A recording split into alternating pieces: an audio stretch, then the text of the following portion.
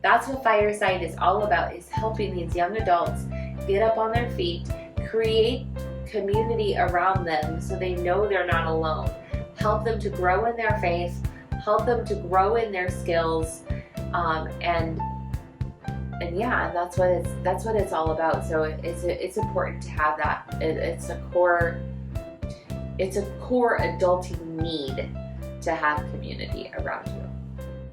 Welcome to Fireside Talks, where we help bring you from survival to stability through skills, support, and the hope of Jesus Christ.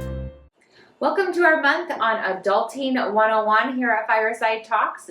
This week you get just me, Samantha. Pat is out on a work trip, and I wanted to start off with sharing with you guys an adulting skill that no one taught me, and that was moving. No one ever taught me how to move your entire house. When I moved out of my parents' house, I lived for a little while in my grandpa's trailer, but it was kind of his stuff, and I was just kind of living there with him while he was in the hospital. And then I moved into a house with some girls at college. We shared a house, but I didn't really have any furniture. It was really just my bed and my vanity table and a dresser. Like, it wasn't a whole house. Then I moved from there to an apartment, and then we bought a house. We lived there for a year, and then we bought a house. But when you buy a house, and when you live there for 11 years, and then have to move that entire house to roll up every single little knick-knack, and every little piece of silverware and your things that you are using on a regular basis, like, no one taught me how to do that. So if you have any tips on how to do that, I'd love to hear it, because we're going to be moving again. So yeah, to be living and using things and trying to move at the same time, it's a nightmare. So luckily we had a camper, and we were able to empty the house and live in our camper while we were doing that, which looks like we'll be doing it again. So we'll see. The first thing that I didn't realize I had to pay for was trash.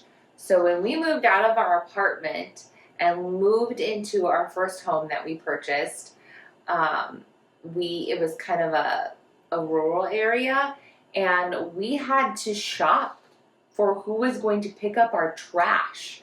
I grew up in the city, and the city came and picked up our trash. So to have to, like, okay, are you going to pick up my trash better than the other one? Like, it just seemed odd to me. And I was like, wait, what? I have to pay for someone to pick up my trash? But so yeah, that was something that no one ever told me I was going to have to pay for. What was something that you were told that you didn't have to pay for? I don't have Pat here to ask, so you tell me. Okay. I look forward to seeing your comments below. Something you had to pay for that you didn't realize you had to pay for. So let's jump right in talking about money. So how can we steward our money biblically?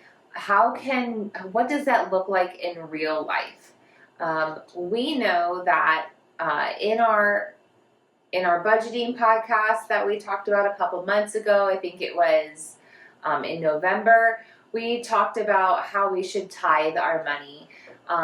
We should be giving to our church, and we should be giving to ministries, but we should also just be helping people. It says in James that we should be helping the widows and the orphans, and we should be making sure that we're doing that with our money. But we want to be smart about it as well. So when you have an inconsistent income, you want to make sure that you're paying your bills, but you're setting aside your tithe. Now, the tithe is supposed to be for God. You have to pray about how to discern where that is for you. If that's giving to your local church, if that is paying for your neighbor's electricity bill, if that is giving to a ministry that you just love and want to help, that is up to you to decide where that money goes. When you don't have a consistent income, you need to make sure that you are paying your bills and setting aside. So depending on when those bills are due, it will depend on whether or not you can set aside at the front or the back end. But you have to lay out a budget to begin with, and then just pay things as they come when you're able to. We split our tithe in half. We get paid at the beginning of the month and then later into the month. So we tithe at the beginning and then we tithe at the end. So if that works for you, then you can do that. When things are tight and you are just trying to survive, sometimes we just have to take a season and give what we can. But it's important that any money that we have coming in, that we are looking at that as a gift from God, and He has blessed us with that and want to bless others with that as well. Even if it's a small portion for the time being, give back, because God is going to bless that tenfold. And it's important that we give back to Him the things that He gave us, that we want to serve others. But so it's important that we try to still be generous, but still be consistent with paying our bills and wanting to stay on top of things. And remember that it's only for a season. So if I can only give $25 this month because I have so many bills I'm behind on that I'm just trying to get ahead, if I got into some trouble with some credit card debt and I'm trying to pay that down, if tithing has to take a smaller increase, give, what's the word? Make sure that you still give, but give proportionally. If you're making a lot of money and can give more than a tithe, then absolutely do that. And if you're not making a lot of money and you barely can feed your family on the table, maybe you need to be the recipient of someone else's tithe for just a season. But it's important to remember our generosity. Maybe your tithe needs to be more in the form of your time instead.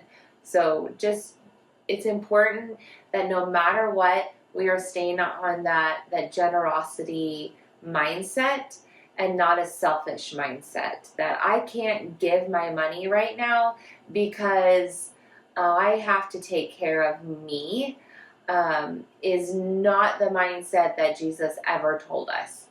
That we should always be trying to take care of somebody else. We should always be serving. That is our mission here on earth. So we want to make sure that we are keeping that mindset. But there's definitely been times where we've had to say, okay, we need to be the recipient of that generosity for just a season. And that's okay. There's nothing wrong with that. One of the biggest financial mistakes that we have made was to trust a debt solution business. Pat was laid off from a really good factory job and made that switch to back to the ambulance, and he was able to do that seamlessly. So we never went without insurance, which was good because I was pregnant with Ruby. But at that time, we also incurred a lot of credit card debt. We did not realize the implications of credit card debt, and when we were young, and I pray that most young people don't get into that because it's dangerous, that cycle of credit card debt. And we turned to a debt solution business that said, stop paying your credit cards, and we will, what did they say? We will negotiate them down for you and pay them. And that just got us even further in a hole. So we ended up actually filing bankruptcy at that time because of them. So don't trust them. The debt snowball is that Dave Ramsey puts out. If you do get into that, is the best route for that. And we talk about that a little bit in the November podcast on budgeting. So if you want to look at that, you can. If you are on a budget and you are looking at your groceries and saying like, or not even just groceries, your meals, this budget line is ridiculous, then there are some cuts you need to make, or maybe need to make. When you're on a budget, you need to think about the food that you're, I don't want to say that. I don't want to say when you're on a budget, you need to think about the food you're going to eat, because everybody really should be on a budget. Everybody should be paying close attention to what they're spending and telling their money where to go, not wondering where it went. And so everybody really should be on a budget. When you are on a tight budget, you might need to think about the things that you're eating and change your food. Maybe you can't have lobster tonight. And steak is really expensive, especially right now. So maybe we can't have steak. When you make a meal plan, when you plan out your meals, instead of going to the grocery store every 1 or 2 days and grabbing what you need for dinner, you can buy things so much more cost effective. So I can get a big tray of chicken and split it up to 3 meals, and that is going to be more cost effective than me going and buying 3 trays of chicken. Plus, when you go to the store every single day, there's always something like, oh yeah, I could use some more apples. I'm going to grab those. And oh yeah, I could use more of that. Instead of just waiting, it's on the list and I'll get it when I go to the store. Or, okay, so maybe we go a few days without apples and grapes and whatever, and I'll get them next time we go to the store, and that's okay. So you incur a lot more expenses when you go every 2 or 3 days, or even every day to the grocery store. So I really, really encourage you, if you're on a tight budget, to make a meal plan for a week. If you can go longer, then do that. At least a week. Your meat doesn't go bad in the fridge. Vegetables tend to not go bad after a week. So a week is a good amount of time to plan for. And you're not thinking too far ahead of, as far as like things that might happen or events that might pop up, and you have that planned. So yeah, make a meal plan, plan to use multiple things, look at your fridge, see what you have, make a plan for that. I'm not always good about that. The freezer's downstairs, and I don't look there, and I'm like, oh yeah, I have hash browns. I probably should plan a meal using those. But some budget meals that we like to go to, I know we've mentioned them last time, chicken and rice. Chili is always a really good cheap meal. And those aren't horribly unhealthy for you either. I know you mentioned ramen before. I don't eat ramen, at least anymore. So if ramen is your thing, then it's cheap and go for it. There's lots of ways you can dress it up as well. I know there was a time where money was pretty tight for us, and so we would get a lot of the like hamburger helper and things like that, which, I mean, they stretch a meal. I would much prefer today to make that myself than to buy it in a box. But when you're in a pinch, they work. So yeah, plan that way. On the lines of adulting, adulting can get stressful. Things pop up that happen that you need to take care of. If you go to college and you have student loans, you have to stay on top of that. It's tax season now, so you have to file taxes, which can be overwhelming for a lot of people, trying to gather receipts and making sure that they have all of the forms gathered together, whether or not you're going to do it yourself or have somebody else do it. Taxes can be overwhelming for adulting, and sometimes, especially if you have a family, the routine of the day can get stressful. So some routines that might help reduce stress, I think, is planning a family time that you can be together and relax together, enjoy each other,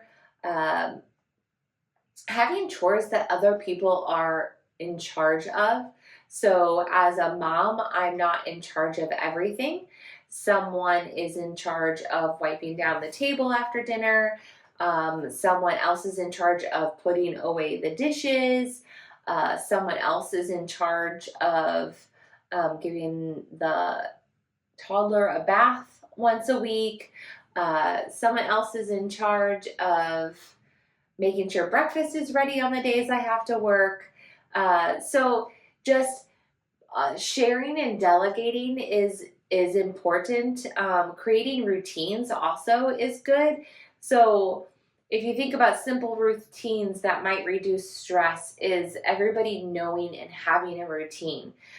So we have lists that the kids can go by that, okay, every morning we're going to brush our teeth, we're going to brush our hair, we're going to make our bed. And that knowing that everybody just has a list and they're making sure that it gets done can reduce my stress. There are times that it's stressful. I do have to say that not everybody actually makes sure that everything is done. So there has to be some accountability built in there. But training them from when they are young that these routines just need to happen can help reduce the stress. I generally am not concerned when we walk out the door that everybody has shoes on. Sometimes coats, but not shoes. So also, like shoes in the car, that has always driven me nuts, that a toddler would take off their shoes and throw it back in the car, and you have no idea where their shoes are, and then you're spending 20 minutes trying to find their shoes when you're trying to get out of the car, when they had shoes when you got in the car. So just training and repetition, teaching them that our shoes don't come off in the car. So that creates less stress later down the road.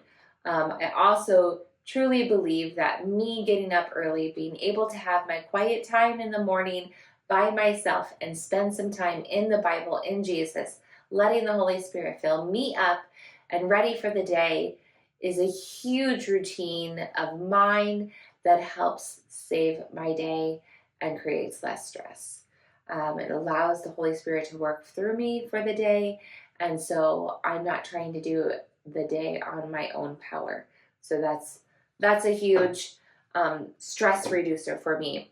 When you think about adulting, some people have always told you, or you might have had worries about things that you might have to do. And for me, I was so worried about having to pay bills. Like, it always seemed so stressful for my dad to have to sit down and pay the bills. And I don't think I needed to worry that much. It really wasn't that big of a deal to sit down, okay, I need to pay this company this much, write the check, here you go, put it in an envelope, get it in the mail. And now it's so much easier. Most of it is we pay it online or have our bank send a check and use bill pay that way. Actually, we personally have a certain amount. We figured out how much our bills are, and we have a certain amount per paycheck put into a separate bank account, so it's not in our regular spending account, and then it's automatically withdrawn from there.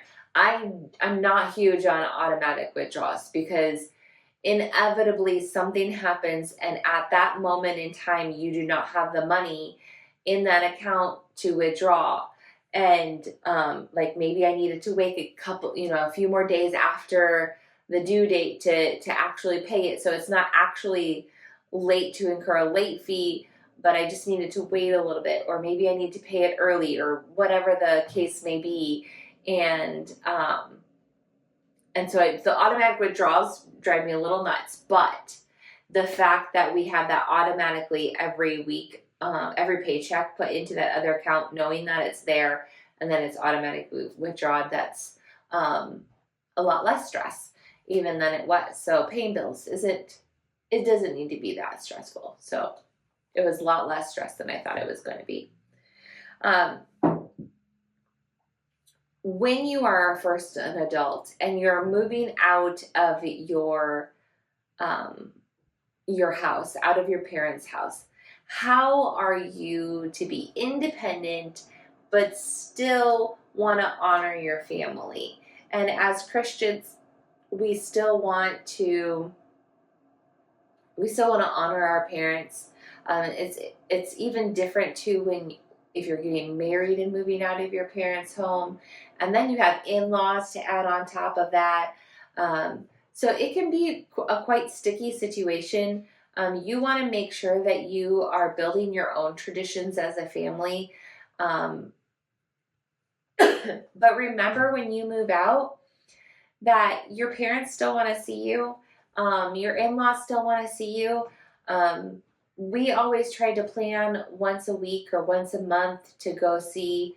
It was more often when we were first married, but we would go to one of our parents and have dinner with them once a month. And when you're first moving out and you don't have a lot of money, what better way to save money on groceries than to go eat with your parents? But you want to respect them and make sure that that's okay. Make a plan with them, and then if you have a spouse, make a plan with them, and just make sure everything's being communicated clearly. Holidays can get very stressful, so it's just important that you clearly say, okay, we're going to do Christmas Day here, but we'd love to be at your house for Christmas Eve, or however that might look.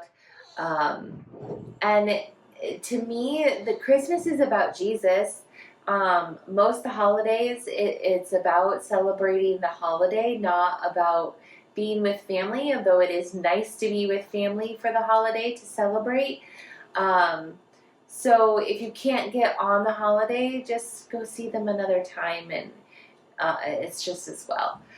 But it's important to communicate that to them and be clear. So claim your independence, be independent, but remember that your parents want to hear from you too. So I know my mom never was upset with me when I called to ask how to cook something. Hey Mom, how do we make goulash again? I can't remember. She was never mad at me. She was thankful that she could answer those questions for me, especially when they were that easy.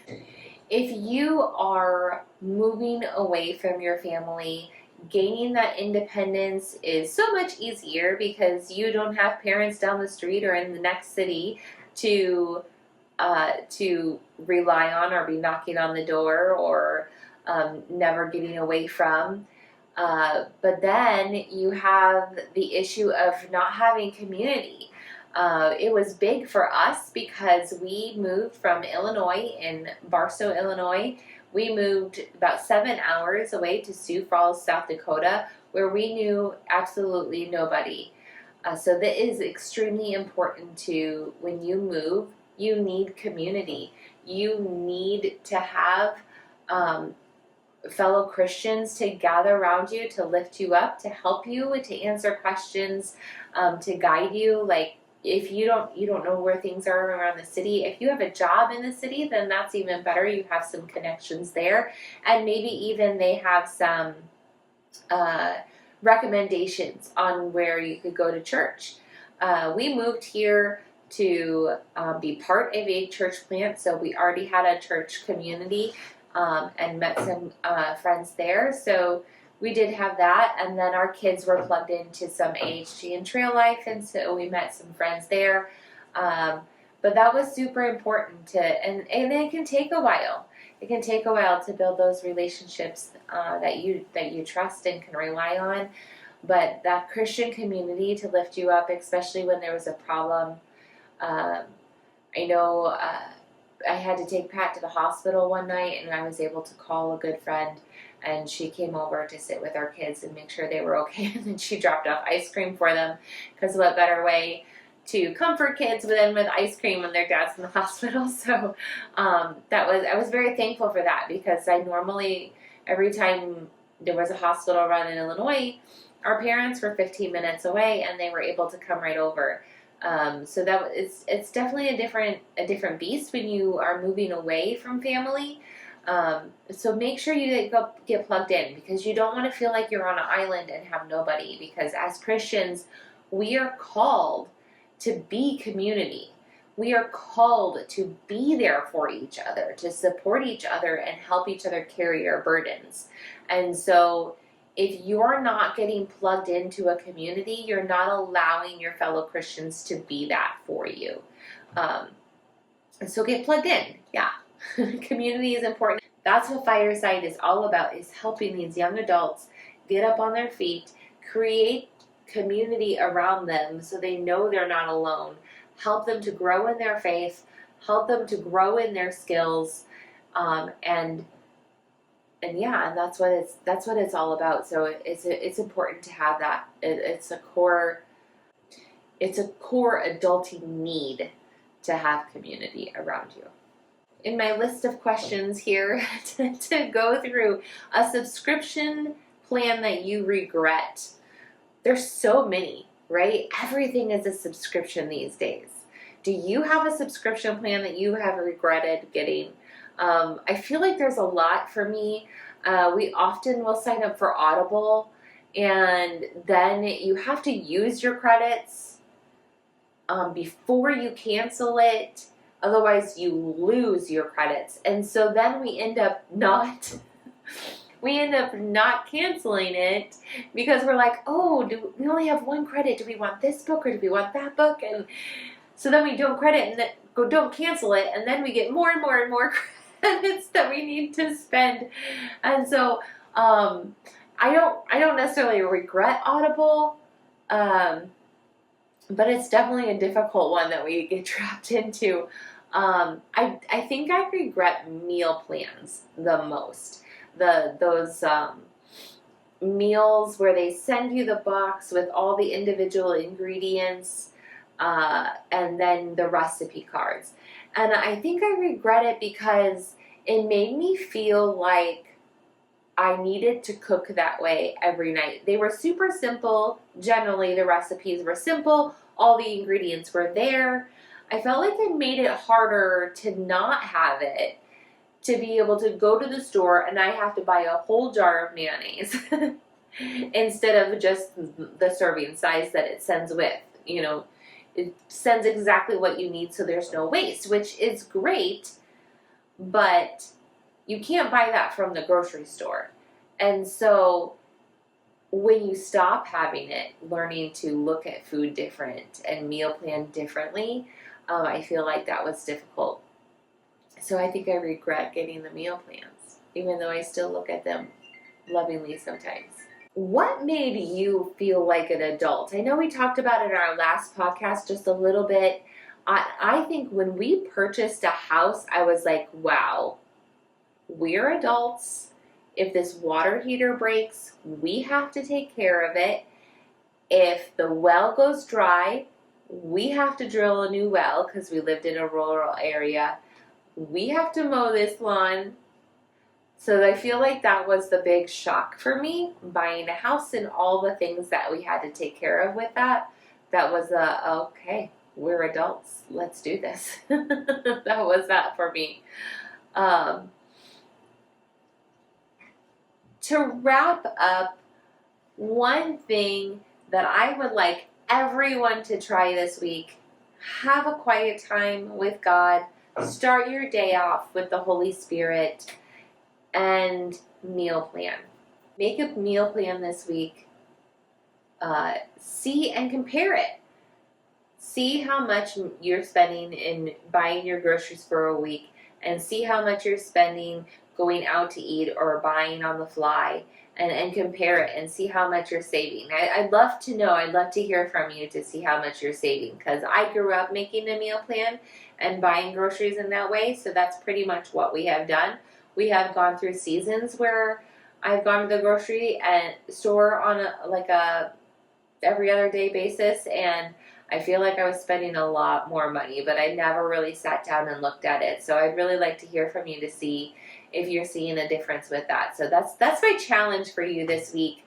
Make a meal plan and start your day with the Holy Spirit. So I think that wraps us up there this week. We talked a little bit about some relationships, some money, what that looks like with adulting wise. Pat will be back next week. We have some things moving at Fireside. I just want a few more facts laid out as far as what's happening in timeline before we really get on and do an update. So probably one more Adulting 101. Might dig a little bit more into the relationships aspect of adulting, and maybe a little bit more of the community. We'll have to see where that goes. Pat's not fond of the Adulting 101 aspect, so maybe we'll do something off the fly. So, but that's where we're at. That's where we'll land for today. Remember to like and subscribe, because when you do that, it helps others see our podcast so much better. Go to our website, firesidecommunity.org. We have our podcast listed there. You can give to support our ministry there. You can also see our merch on there, and just see what we're up to. So, and I will see you next week. Bye.